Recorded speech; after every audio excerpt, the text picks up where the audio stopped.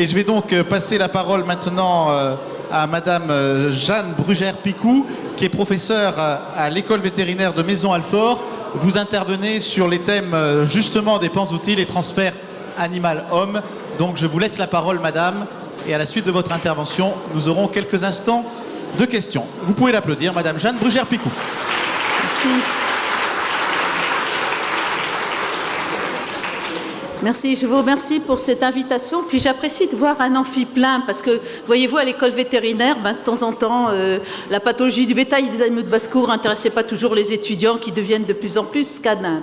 Donc je dois vous parler pour des panzooties, des transferts animal-homme, en ayant quelques exemples, parce que finalement, mon problème, c'est que la panzootie, il faudrait la définir. C'est une maladie qui est infectieuse et qui va toucher plusieurs continents. Or, la seule que je connais, c'est la panzootie aviaire, qu'on a appelée grippe aviaire, que les vétérinaires appellent peste aviaire, avec le H5N1. Donc la panzootie, avec un risque de transmission à l'homme, il faut se dire que finalement, c'est pas toujours le cas parce que les grandes panzooties ou les grandes enzooties, heureusement, il y a la barrière d'espèces. C'est le cas de la fièvre afteuse, de la peste porcine. Donc en fait, sur 53 maladies réputées contagieuses en France qui doivent être déclarées, 14 sont des zoonoses et seulement dans ces 14 zoonoses, il y en a 3 qui font l'objet d'un plan d'urgence. Alors bien sûr, la peste aviaire, la maladie Newcastle, qui est une maladie très grave chez les volailles, mais une zoonose mineure, puis la fièvre de la vallée du Rift, qui n'est pas observée en France. Il y a 15 autres maladies animales à déclaration obligatoire, les MDO, et là, il y a 7 zoonoses sans police sanitaire. Donc, je vous parlerai, en fait, de maladies qui sont, en fait, éradiquées avec des risques de résurgence, sans que pour autant il y ait des grandes pandémies, des zoonoses d'origine alimentaire, des zoonoses à transmission vectorielle et des zoonoses à transmission par contact ou proximité étroite.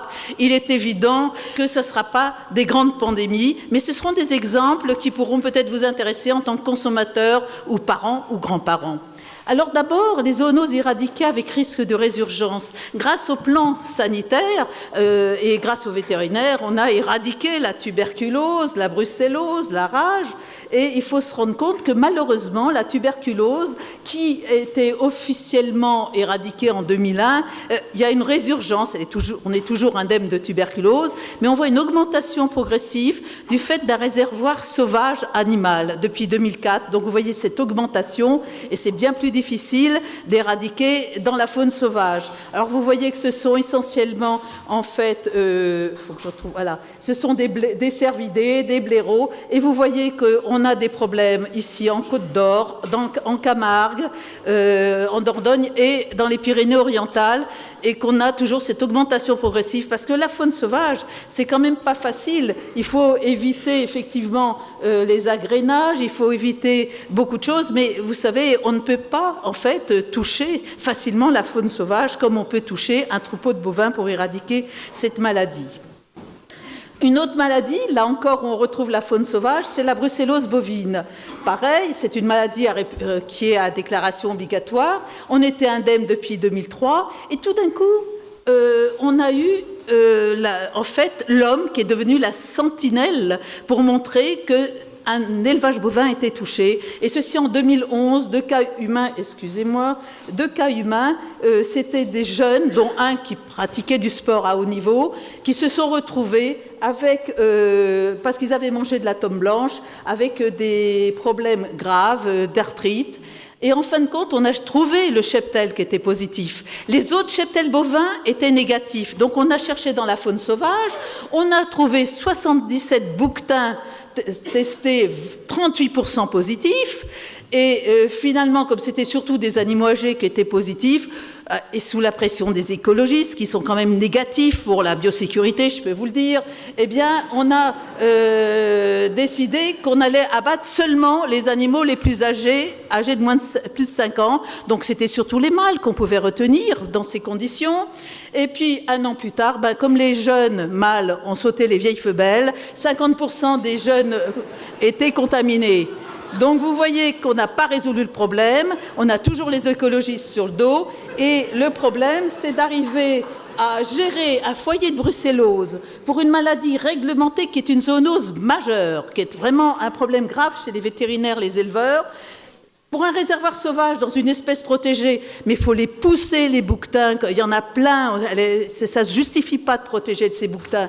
Et ceci en plein cœur du bassin de production du reblochon fermier au lait cru. Vous voyez bien qu'on est loin d'avoir résolu le problème.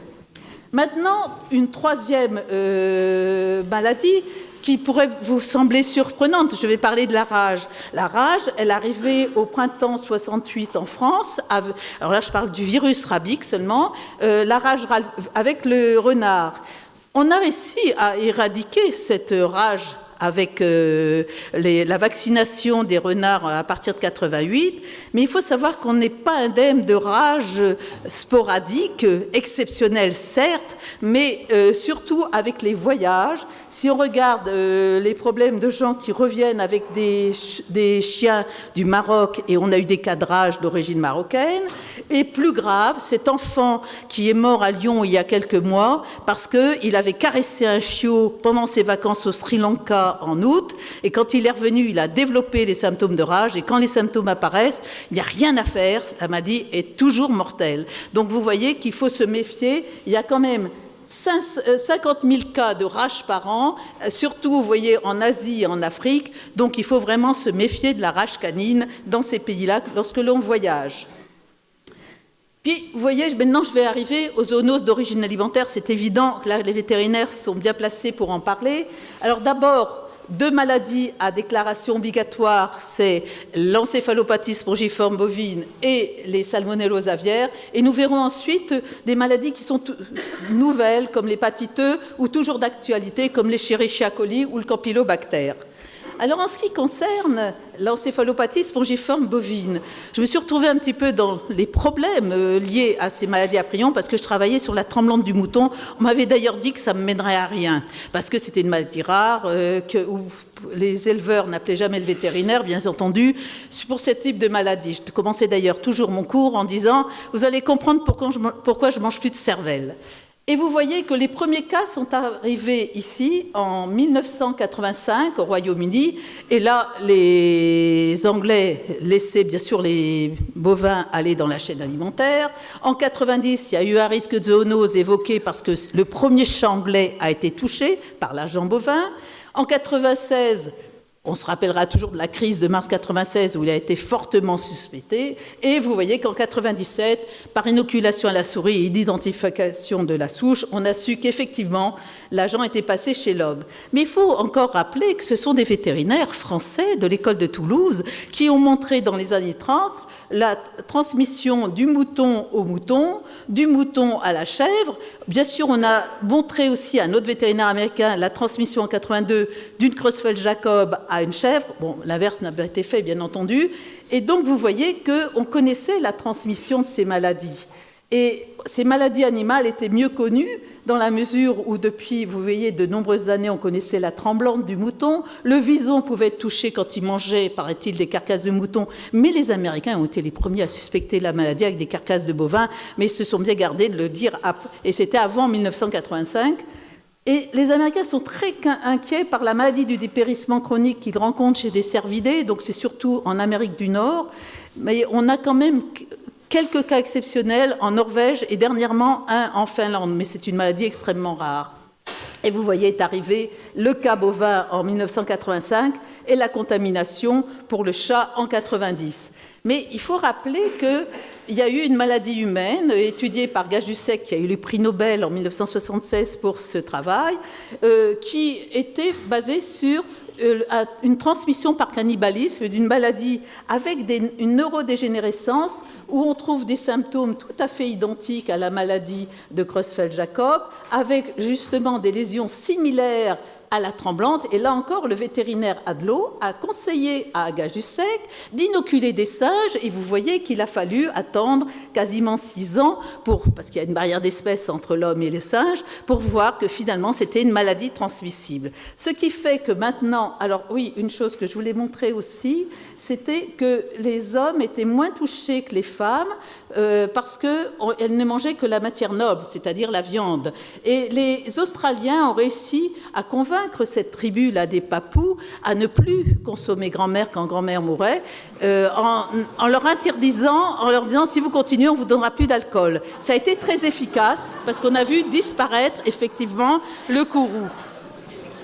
Mais ce qu'il faut retenir, c'est que finalement, on a ces maladies dites à prions, protéines infectieuses. En fait, cette protéine change de conformation. Les feuillets lycoïdaux deviennent ici des feuillets bêta-plissés qui rend cette protéine extrêmement résistante à la chaleur, au formol, aux protéases. C'est comme ça qu'on la reconnaît d'ailleurs. Et ce sont des maladies dégénératives du système nerveux central et malheureusement toujours fatales et qui sont transmissibles. Donc en 2004, vous voyez, en Europe, on connaissait pour 84% la maladie de Creutzfeldt-Jakob sporadique transmissible, mais dont on ne connaît pas l'origine, des maladies familiales, et puis celles qui sont acquises après contamination. Donc la maladie de Creutzfeldt-Jakob iatrogène, vous connaissez vraisemblablement le triste record en France de l'hormone de croissance. On a eu plus d'une centaine de cas en France. Et puis le variant de maladie de Creutzfeldt-Jakob qui est malheureusement dû à l'agent bovin. Et vous voyez, en 2004, il y avait déjà 158 cas, essentiellement à l'époque des Anglais. Alors, 90, première crise.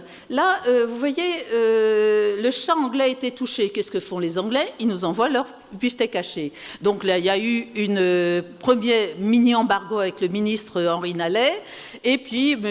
John Kumer est venu avec sa fille Cordella manger des hamburgers devant la télévision pour dire que beef is safe, c'est-à-dire vous pouvez y aller sans problème. Mais bien entendu, les Anglais ne voulaient plus en manger à l'époque parce qu'ils s'inquiétaient.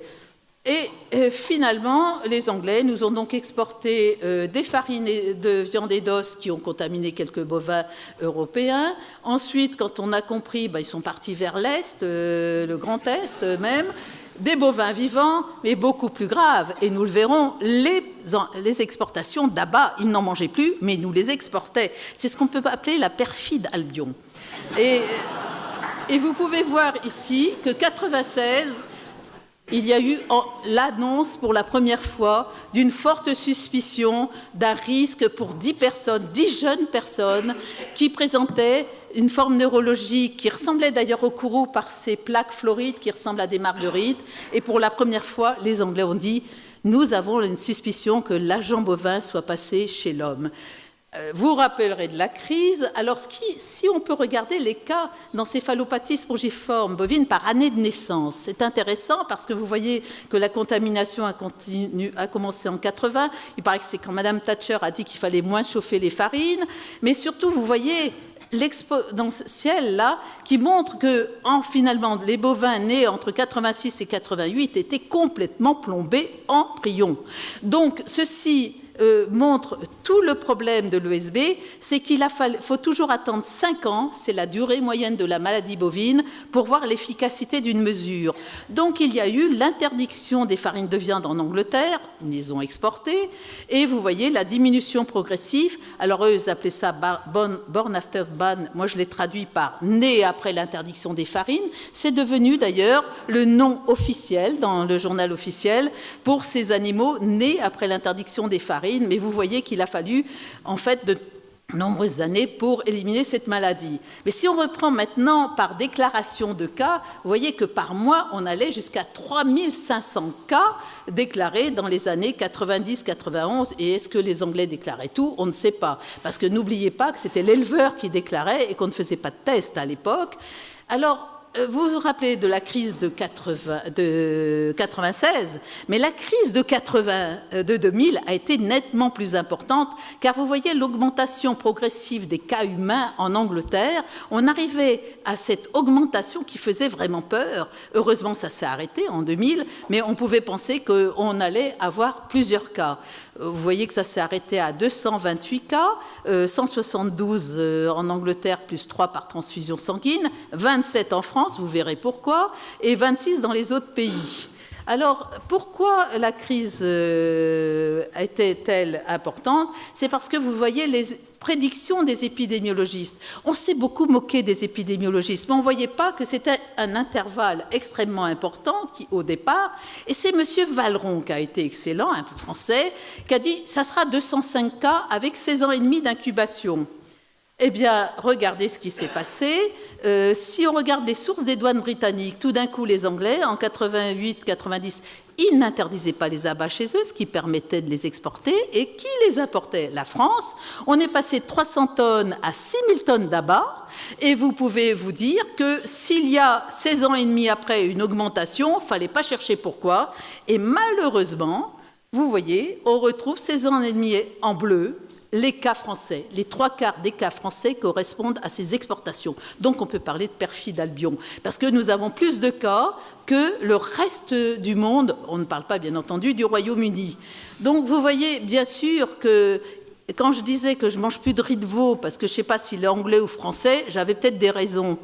Par contre, après, on s'est rendu compte que le riz de veau n'était pas si dangereux que ça. Ce qui fait qu'en 2001, quand M.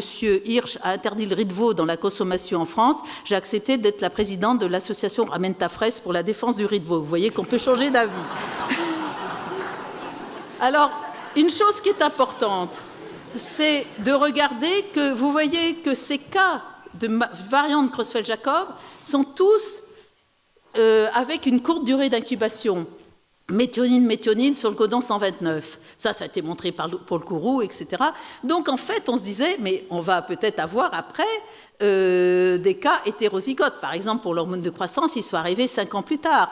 Eh bien, malheureusement, on a eu le premier cas, en janvier 2017, d'un cas hétérozygote qui ressemblait à une Creutzfeldt-Jakob classique. Alors maintenant, on peut se poser une question, est-ce que dans ces cas, qui sont quand même des adultes relativement jeunes, on va les chercher, en tout cas Valeron a dit, il n'y en aura pas plus de 200, mais est-ce qu'ils seront déclarés? Ça, je ne peux pas vous le garantir, parce qu'on a toujours peur des crises en général, et puis là, on ne pourra rien faire.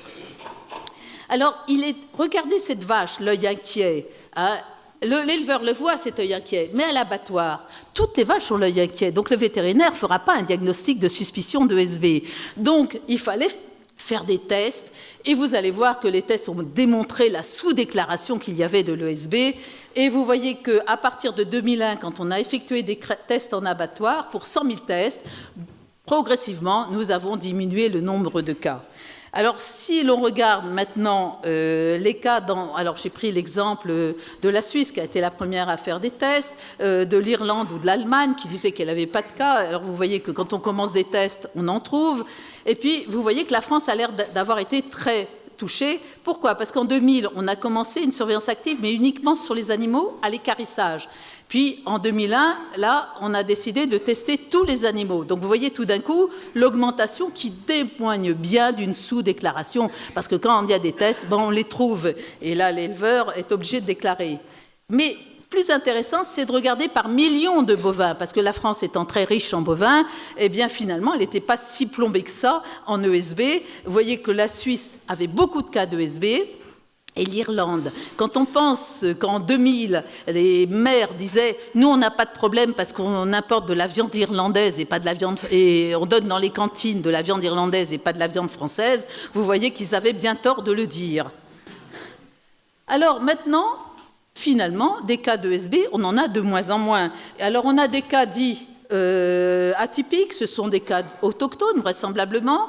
On a eu en 2016 un cas d'ESB classique, c'est-à-dire la souche anglaise, mais il faut se dire que c'est une maladie rare qui est devenue rare. Il faut mettre tous ces cas dans le même sac parce que finalement, maintenant, on se rend compte qu'on avait une souche de maladie qui s'est développée de façon accidentelle avec les bovins anglais, mais qu'on a d'autres souches. D'ailleurs, la preuve, c'est que si l'on regarde en 1883 cette publication d'un vétérinaire en Haute-Garonne, un cas de tremblante chez un bœuf, qui est bien sûr parti pour faire de la basse boucherie, c'est-à-dire de la saucisse, parce qu'il n'y avait rien à faire. Donc c'est la preuve que la maladie existait déjà avant. Maintenant, on se pose la question, est-ce qu'il y a de l'ESB chez le mouton? Alors ça a été une grosse discussion, et finalement, on a trouvé un cas chez une chèvre qui, en fait, avait dû manger de la farine de viande, vu son âge, avant qu'elle soit interdite en 2000. On a tué les 400 chèvres du troupeau, aucun cas. Par contre, l'autre question, c'est la tremblante classique. Je vous donnerai juste cet exemple. Alors, on travaillait, comme vous pouvez voir, je courais encore pas mal à l'époque, avec la Romanov, là. L'INRA avait mis le gène Romanov dans son troupeau INRA 401, et finalement, l'étude par inoculation à la souris des profils lésionnels des lésions cérébrales permet d'identifier les souches. Et vous voyez que cette souche de tremblante de l'INRA présentait exactement les mêmes critères caractéristiques qu'une souche de Creutzfeldt-Jakob iatrogène ou qu'une souche de Creutzfeldt-Jakob sporadique. Donc vous ne pouvez pas exclure que certains cas de maladie de Creutzfeldt-Jakob sporadique soient liés à la tremblante du mouton, mais avec un temps d'incubation tellement long qu'il est très difficile d'en faire la démonstration parce qu'on n'a pas eu la catastrophe qu'ont connue les Anglais pour démontrer ce type d'infection. Maintenant, on va prendre une autre maladie à déclaration obligatoire, ce sont les salmonelloses aviaires. Les salmonelloses aviaires, en fait, c'est parce que là, les volailles ne sont pas touchées, si vous voulez, elles ne sont pas malades, surtout avec Salmonella enteritidis.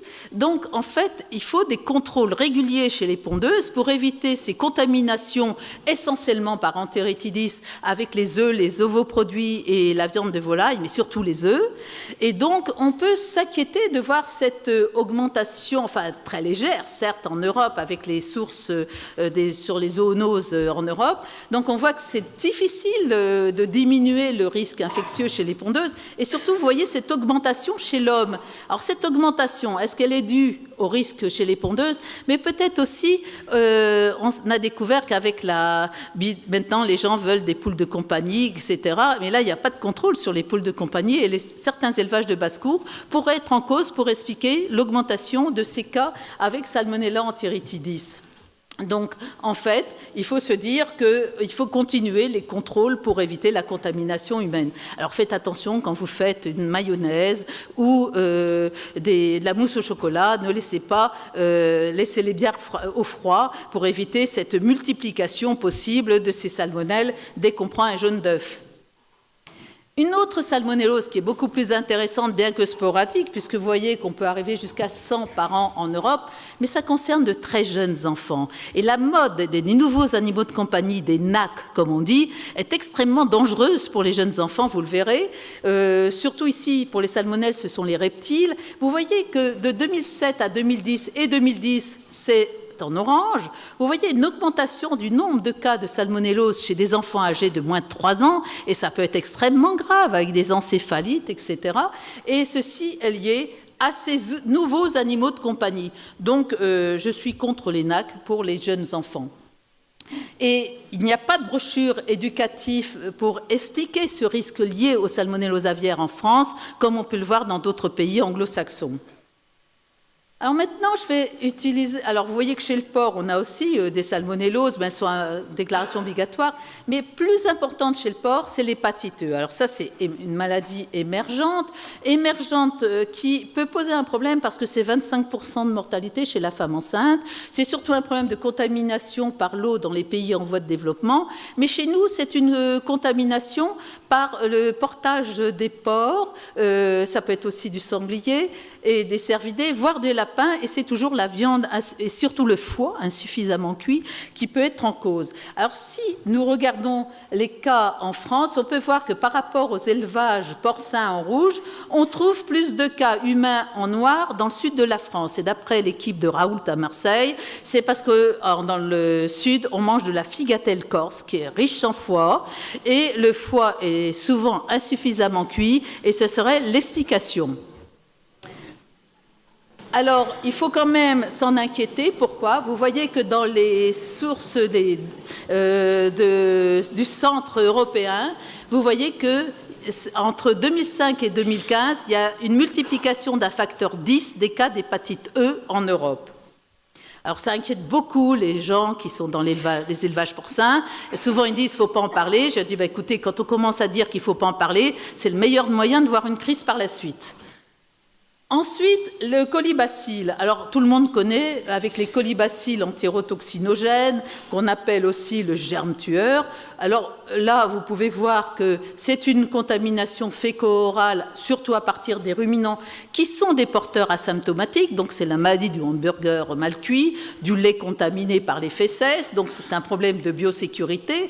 Mais je ne parlerai pas donc de cette sécurité alimentaire-là, parce que tout le monde la connaît, mais plus sur les zoos, les fermes pédagogiques et les zoos. On apprend aux enfants à les caresser, les vaches. Moi, je suis née dans une grosse ferme du Nord et j'ai gardé les vaches de ma grand-mère en Haute-Savoie. Je peux vous dire qu'on n'allait pas caresser les vaches. Hein, mais on les gardait pourtant, mais on avait plutôt un bâton. Mais si vous voulez, là, on leur apprend à les caresser et pas à se laver les mains après. Alors, je vais vous donner un exemple. Vous voyez, c'est ici aux États-Unis, où ils ont été les premiers à utiliser les fermes pédagogiques. Et vous voyez que sur un mois, avec un zoo pour enfants, où il y avait 108 personnes malades, la moitié âgée de moins de 3 ans, parce que les enfants âgés de moins de 3 ans sont plus sensibles à ce colibacille entérotoxinogène. 15 syndromes hémolytiques et urémiques, c'est-à-dire les reins foutus. C'est la greffe de reins, c'est la dialyse péritonéale, c'est dramatique. Et donc, vous voyez que ces animaux, ces enfants ont été particulièrement touchés seulement sur un mois parce qu'il n'y a pas eu de règles de biosécurité. Donc, il y a... l'Académie vétérinaire a d'ailleurs émis sur mes conseils un guideline pour cela, parce que je pense qu'il faut éviter, maintenant que c'est de plus en plus à la mode, que nos enfants soient contaminés, parce que je donne un exemple, il y en a plusieurs au Royaume-Uni, et vous voyez ici aux États-Unis, et là au Royaume-Uni, vous pouvez voir que sur une étude entre 92 et 2009, le nombre de foyers n'était pas négligeable avec ces colibacilles liés à des visites de fermes pédagogiques. Il y avait aussi les cryptosporidioses, c'est un parasite qu'on rencontre chez les immunodéprimés, et les enfants sont des immunodéprimés physiologiques, comme les femmes enceintes ou les personnes âgées. Et la cryptosporidiose, voyez-vous, on la connaît surtout chez nos étudiants vétérinaires au moment des examens, parce que ça les stresse, et là, ils font une bonne diarrhée. Alors ça, c'est pas mon petit-fils, hein. Mais vous voyez qu'il y a d'autres animaux qui peuvent être contaminants et que là, il y a des mesures de biosécurité à utiliser. Alors, je voudrais juste vous signaler un cas qui a fait quand même grand bruit, vous voyez, en 2011, parce que tout de suite, on a dit colibacille entérotoxinogène, ça y est, tout le monde m'appelle pour parler de vaches, bien entendu, parce que Pasteur a dit, oh, ben, ça, ce sont des vaches. Oh, le O104, on ne connaissait pas tellement chez les vaches. Et puis, on a commencé, rappelez-vous, à parler du concombre espagnol. Alors, je me rappelle, parce qu'à l'époque, j'étais même en Allemagne, et j'avais répondu à François, moi, je me méfierais du bio. Alors là, je me suis fait vraiment allumer par les gens du bio en France. Et qu'est-ce qui a été en cause? Mais c'était des graines germées. Et qui l'a montré? Ben, c'est Monsieur Noël, ma mère, en faisant une kermesse dans son coin. Il a utilisé des graines germées et ils ont retrouvé la même souche, et c'est comme ça que par différents recoupements, on a retrouvé que c'était des graines germées qui venaient, je ne sais plus, d'Égypte. Enfin, l'important, c'est de se rendre compte qu'il y a eu quand même 2325 infections, 642 cas de syndrome hémolytique et urémique et 22 décès qui pouvaient être rapportés à cette maladie. Donc là, vous voyez que c'était extrêmement grave, et ça ne touchait pas des enfants, ça touchait des jeunes femmes surtout. Donc on pouvait penser qu'il y avait effectivement quelque chose en relation avec la possibilité que ce soit des végétaux. D'ailleurs, à l'ascension à cette époque-là, là en Allemagne, les Allemands ne mangeaient pas du tout de concombre ni rien. Et je me rappelle qu'Yves Calvi m'avait appelé à Europe 1 et je lui avais dit, mon mari a mangé du concombre, de la salade, et il n'y a pas de problème. Voilà. Alors après, je terminerai par le campylobactère. Le campylobactère, les journalistes n'en parlent pas beaucoup. La spécialiste disait c'est peut-être parce que c'est difficile à dire. Et puis aussi, ça ne tue pas. Ça tue très peu. Mais c'est la principale cause, si vous voulez, de diarrhée, de fièvre, la principale cause dans les maladies d'origine alimentaire en Europe. Pour 200 000 cas signalés, on peut penser que le nombre réel est de 9 millions par an. Et en fait, c'est un problème de contamination par négligence des règles de biosécurité dans les restaurants et en cuisine. C'est le couteau qu'on ne lave pas après avoir coupé du cru, voire avoir couper par exemple même de la salade, des choses comme ça, de ne pas avoir changé l'assiette en passant du cru à du cuit, et surtout de ne pas nettoyer la planche à découper, etc. Donc c'est un problème de biosécurité, et vous voyez que c'est quand même souvent les volailles effectivement qui sont en cause. Hein. On a du mal d'ailleurs à éliminer cette possibilité de transmission par les volailles. Il y a quand même des méthodes qui sont en cours pour limiter cette transmission. On va quand même pas faire comme les Américains qui trempent leur poulet dans l'eau de Javel pour ne pas avoir de contamination de surface. Alors maintenant, dans les zoonoses à transmission vectorielle, je ne prendrai qu'un exemple, c'est le virus du Nil occidental. Pourquoi? Parce que pour la première fois, les gens du Centre des maladies émergentes d'Atlanta se sont complètement trompés en disant une mortalité anormale chez des oiseaux, c'est un problème vétérinaire, ceci ne nous concerne pas. Et vous allez voir que ça les a concernés. Parce qu'il y a eu d'abord, dans le zoo du Bronx, une importante mortalité chez des corneilles en 1989, et donc c'était un problème vétérinaire. Puis petit à petit, on a vu arriver des maladies neurologiques. Alors ils n'ont pas vu tout de suite, ils ont pensé à des encéphalites qu'ils connaissaient déjà aux États-Unis, et finalement, ils ont vu que c'était le virus du Nil occidental qui, comme vous voyez, a envahi les États-Unis, qui maintenant est bien implanté aux États-Unis, et maintenant le CDC d'Atlanta, quand il y a une mortalité anormale chez des animaux, il commence à regarder si ça ne peut pas être dangereux pour l'homme. N'oublions pas que 70% des maladies de l'homme sont d'origine zoonotique. Alors, on va arriver maintenant à la seule pensée aussi de ma conférence, qui est l'influenza aviaire, qui touche toutes les espèces d'oiseaux pour être une maladie réputée contagieuse. Comme vous pouvez voir, j'ai beaucoup de films sur des cygnes, parce que c'est ceux qu'on voit de loin le plus facilement, mais il y a eu beaucoup d'oiseaux touchés. Et vous voyez que quand c'est de la peste aviaire, et pas une grippe aviaire, parce que c'est une septicémie, c'est une encéphalite, c'est pas une grippe. Quand c'est une grippe, c'est un virus influenza qui n'est pas très pathogène. Alors, vous voyez très rapidement que des virus influenza, il y en a plein, je n'en ferai pas la description, pour seulement vous dire que le porc et l'homme s'échangent leurs virus. Par contre, les volailles ont transmis des virus à l'homme, mais l'homme ne s'est pas adapté avec ces virus, il n'y a pas eu de transmission homme-homme ou de retransmission vers les volailles. Alors, si on regarde maintenant la gravité des grippes, eh bien, finalement, la peste aviaire, c'est là où on a 100% de mortalité, ce qui vous explique que cette maladie soit extrêmement importante pour nous vétérinaires. Et sinon, on regarde les grippes humaines. Après la grippe de 1918, qui a quand même fait près de 100 millions de morts, la grippe espagnole, on peut se dire qu'il y a eu la grippe asiatique en 1957, la grippe de Hong Kong en 1968, qui a fait 1 à 4 millions de morts. Alors les Asiatiques étaient très inquiets et attendaient la grippe suivante. Et ils étaient assez inquiets qu'on parle aussi d'un mot asiatique, parce que ça jette un discrédit sur le continent. Et vous avez aussi des grippes saisonnières humaines qui peuvent être assez, qui sont moins importantes maintenant parce qu'on vaccine, même si les vaccins ne sont pas toujours efficaces, il y a une diminution de la mortalité chez les personnes âgées maintenant qu'on vaccine gratuitement. Puis n'oublions pas que la grippe porcine se transmet facilement à l'homme et réciproquement. Alors, si l'on regarde les pestes aviaires, on connaît le virus depuis 1959, le virus donc vous voyez que des pestes aviaires, il y en a eu beaucoup. Et par exemple, en 2003, quand il y en a eu une aux Pays-Bas, j'avais signalé aux journalistes qui m'appelaient à cause du SRAS, c'était l'époque du syndrome respiratoire sévère en Asie, j'ai dit, mais vous devriez vous inquiéter, c'est la première fois que j'entends parler d'une zoonose avec la peste aviaire. Il y a des épidémies de conjonctivite aux Pays-Bas. Ceci ne nous intéresse pas, voilà ce qu'on m'a répondu. Et pourtant, depuis 1996, est arrivé le H5N1. Donc je ne vais pas au-delà, parce que maintenant ça éclate partout, les virus influenza, parce qu'on les cherche systématiquement, donc on les trouve.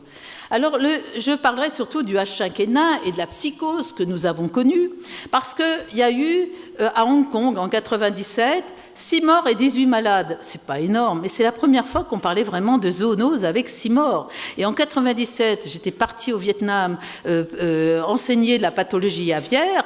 Eh bien, on m'a demandé de présenter une conférence sur la peste aviaire à tous les vétérinaires vietnamiens parce qu'ils étaient très sensibilisés.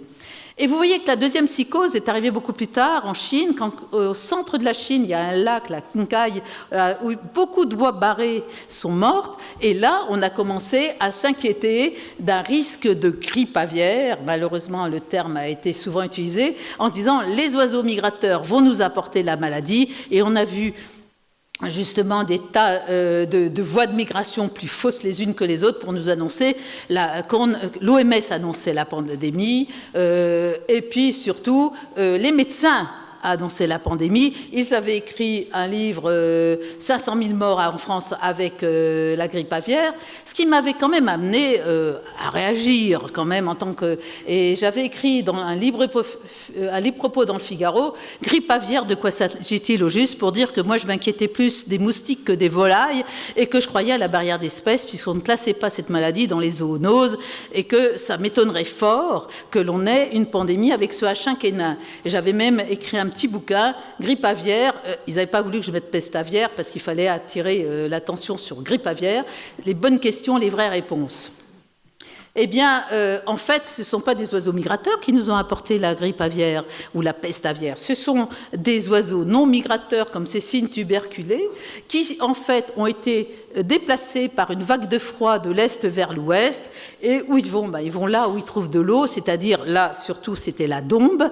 Et ça ne s'invente pas parce que c'est à Joyeux que l'on a trouvé pour la première fois 5 canards milouins qui étaient touchés par ce virus. On a retrouvé aussi bien sûr des cygnes.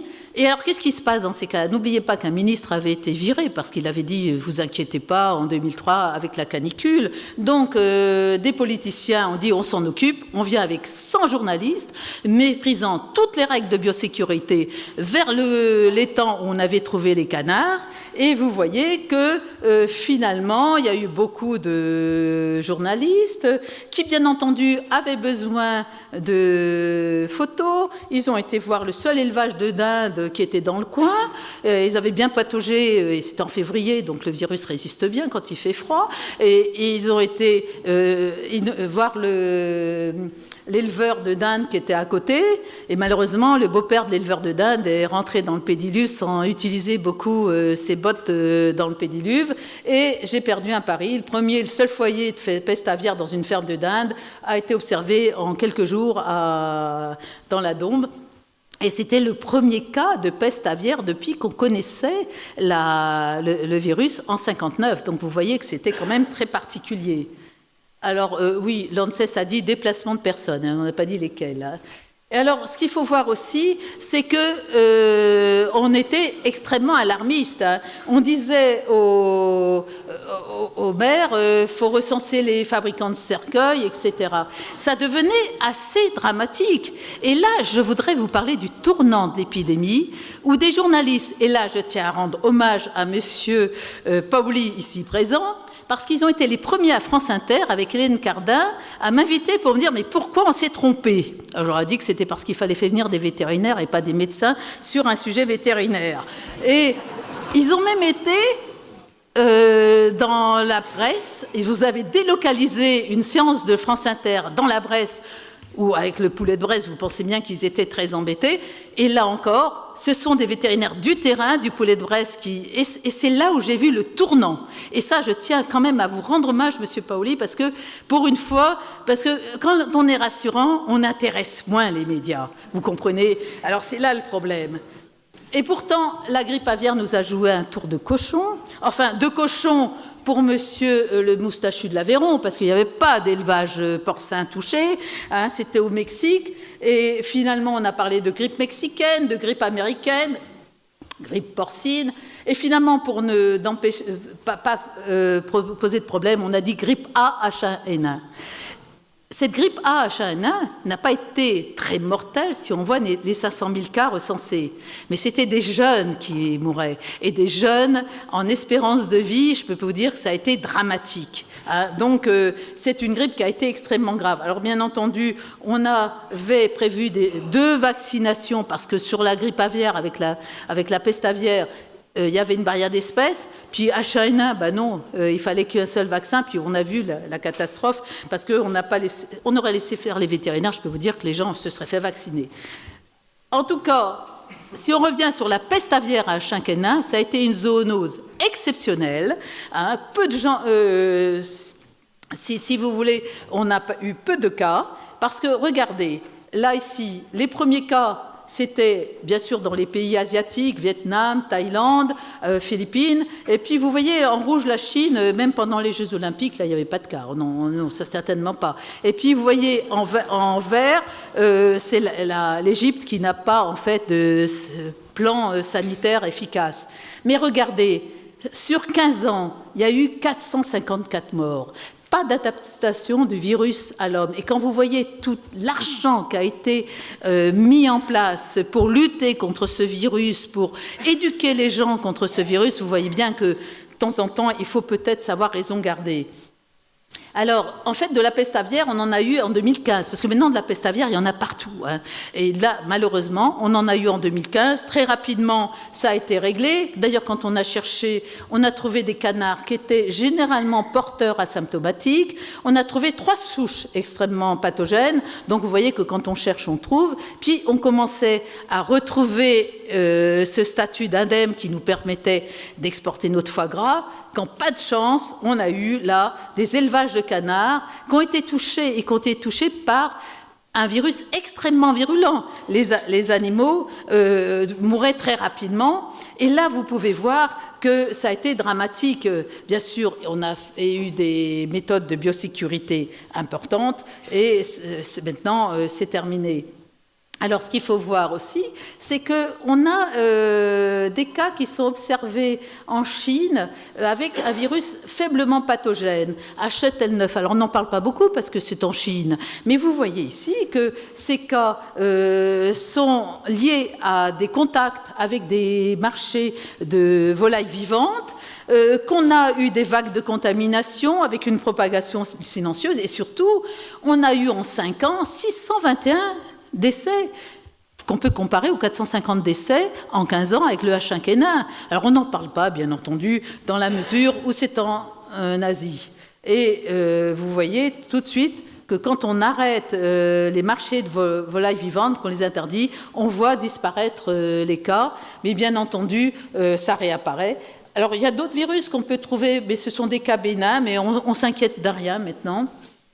Et je terminerai par très rapidement, 2 maladies qui sont zoonotiques. Alors, il y a la variole du singe. Pourquoi la variole du singe?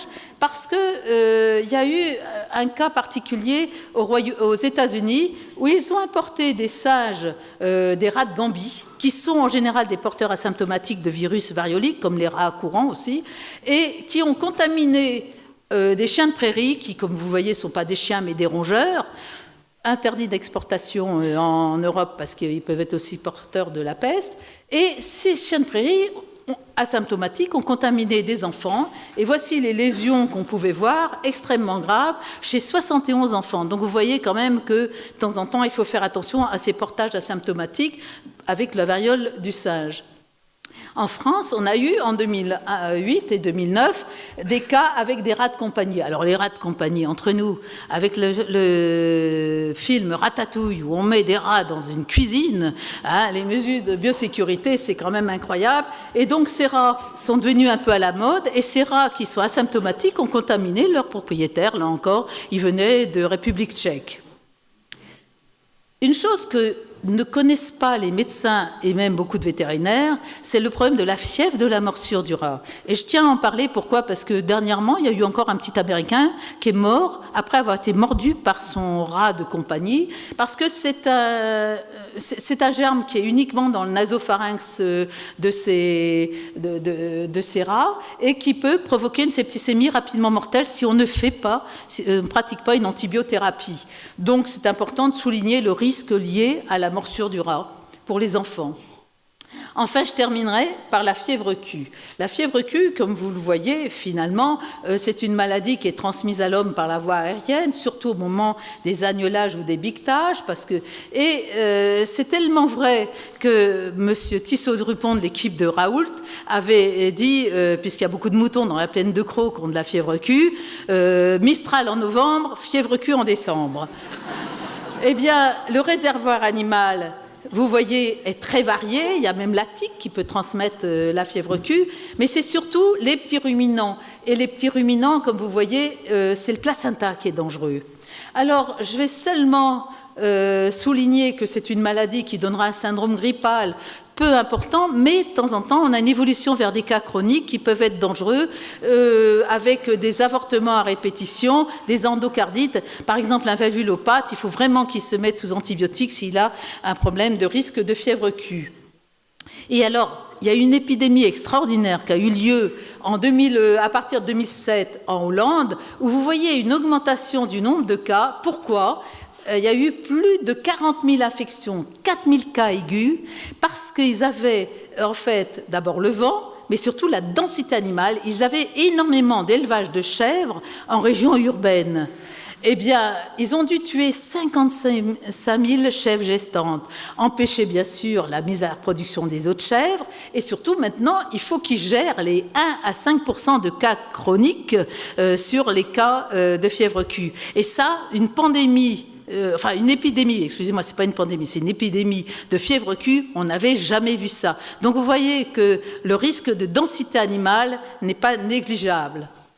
Donc je voudrais terminer pour vous dire que finalement, je vous ai présenté deux principales crises. L'ESB, qui a été finalement une menace réelle, mais surestimée. J'étais un lanceur d'alerte en disant « je m'en inquiète ». C'était en zootique au Royaume-Uni. Mais la peste aviaire, qui était due au virus H5N1, c'était une réelle panzoocie, mais elle était suspectée à tort de pouvoir provoquer une pandémie. Je vous ai souligné les risques émergents pour les enfants avec les nouveaux animaux de compagnie ou la pratique des visites de fermes pédagogiques. L'importance peut-être de surveiller une mortalité anormale chez des animaux qui pourraient annoncer une zoonose. Le problème de ces animaux asymptomatiques, bovins, rats, etc., qui peuvent être porteurs de germes pathogènes pour l'homme, et si on ne les détecte pas, ça peut être embêtant. Et puis, souvent, bien entendu, étant vétérinaire, je soulignerai l'importance du vétérinaire sanitaire, qui est à même de suspecter et d'avertir, parce que nous avons des vétérinaires sanitaires, de risque d'émergence, de la résurgence d'agents pathogènes, et qui peut mettre en place, avec notre plan de sécurité sanitaire, les moyens de contrôle. Donc, finalement, nous avons, animaux et humains, une seule santé, et je vous remercie pour votre attention avec les vaches de ma grand-mère. Merci beaucoup, madame.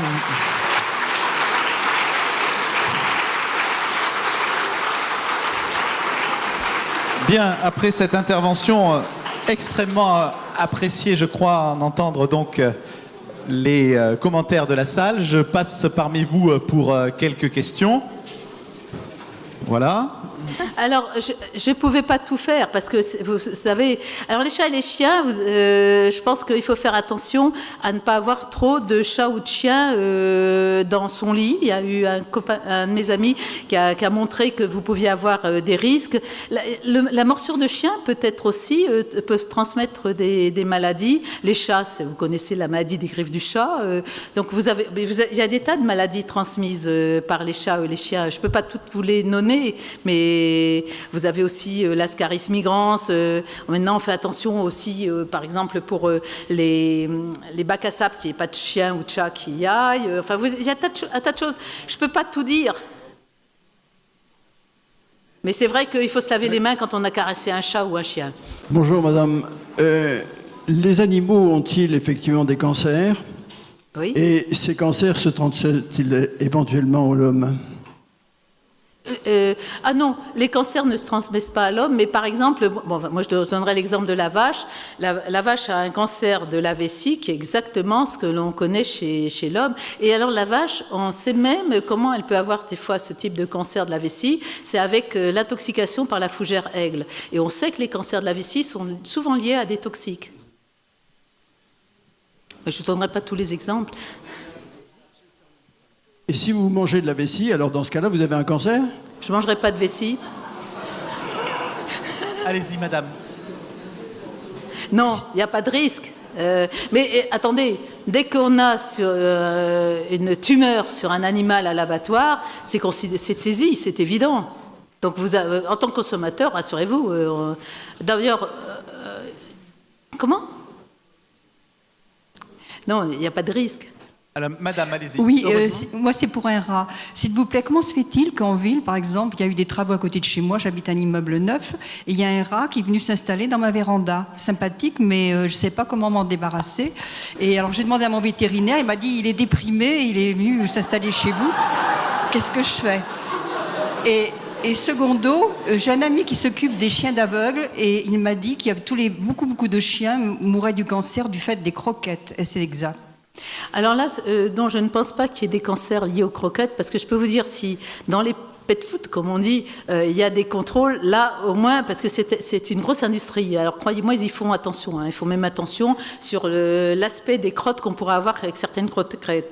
Par contre, pour le rat, vous avez raison de dire que c'est un problème. D'ailleurs, on voit bien à Paris qu'il y a une augmentation du nombre de rats. Et je dois d'ailleurs écrire un article pour la revue Sciences et Pseudosciences sur le problème des maladies transmises par les rats. C'est surtout les leptospiroses, n'allez pas toucher les salmonelloses. Alors un rat, c'est sale. C'est nuisible et il faut éviter d'avoir un rat chez soi, donc il faut l'éliminer. Alors les pièges, il n'y a que le piège que je connaisse. Je voulais vous demander des mesures, ce que vous pensiez des mesures qui vont être prises pour les grippes aviaires dans les élevages, et notamment ce que ça va poser comme problème au niveau des élevages industriels et des petits élevages de plein air. Parce qu'a priori, il y a un gros problème de risque de disparition des petits élevages qui seraient, paraît-il, je ne suis pas très au courant moi, peut-être peu responsable du développement de l'épidémie.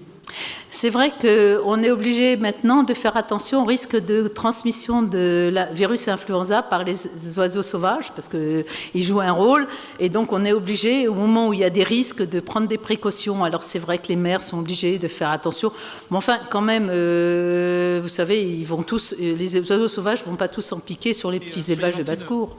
Mais je sais qu'il y a effectivement des mesures qui sont préconisées au moment où c'est dangereux, c'est-à-dire de ne pas laisser les animaux... Le problème, c'est que les petits éleveurs ne peuvent pas appliquer les mesures des gros élevages, sinon ils vont disparaître. Et on se demandait effectivement si... Enfin, eux, ils n'ont pas de problème parce qu'ils n'ont pas du tout la même façon d'élever, ni de trimballer les poussins, les engraisser dans un coin, les retrimballer.